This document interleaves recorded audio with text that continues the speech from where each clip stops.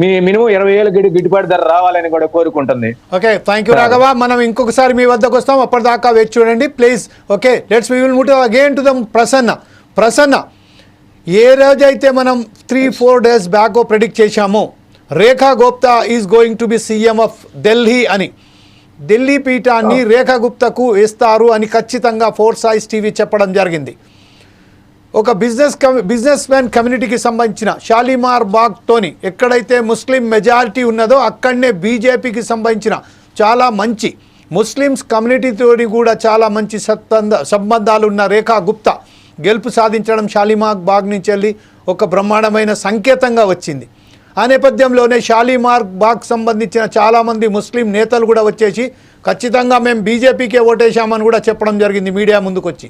ఈ నేపథ్యంలోనే మహిళా ముఖ్యమంత్రిగా అనేక రాష్ట్రాలలో బీజేపీ అధికారంలో ఉన్నప్పటికీ ఎక్కడగా మహిళా ముఖ్యమంత్రి లేరు కాబట్టి ఈరోజు మహిళా ముఖ్యమంత్రిగా ఢిల్లీ పీఠాన్ని రేఖా గుప్తాకు అందించారు.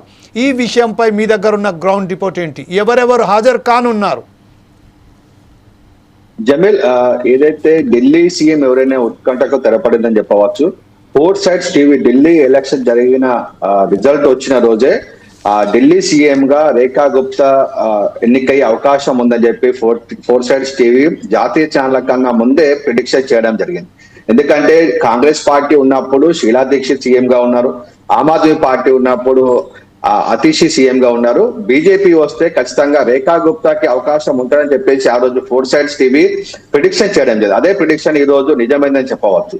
ఎందుకంటే బీజేపీ అధిష్టానము అన్ని రకాలుగా అంటే భవిష్యత్ ఆలోచనను చూసి భవిష్యత్తులో బీజేపీ కార్యాచరణను ఢిల్లీలో ఏ విధంగా ఇంప్లిమెంట్ చేస్తారో అన్ని చూసి ఒక మహిళా వ్యక్తి ఎమ్మెల్యేగా గెలిచినటువంటి రేఖా గుప్తాను సీఎం గా చేయడం అనేది ఇది మోడీ అమిత్ షాల రాజకీయ చతురతకు నిదర్శనమని మనం చెప్పవచ్చు Jameel.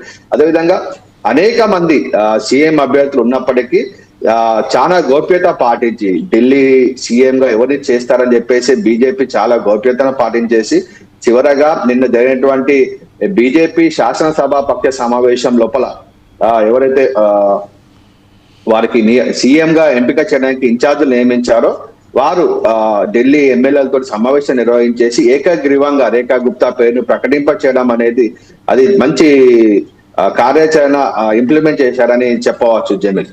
Right, thank you Prasanna. ఇప్పుడు ప్రస్తుతం మరొకసారి మనం సుధాకర్ దగ్గరికి వెళ్దాం.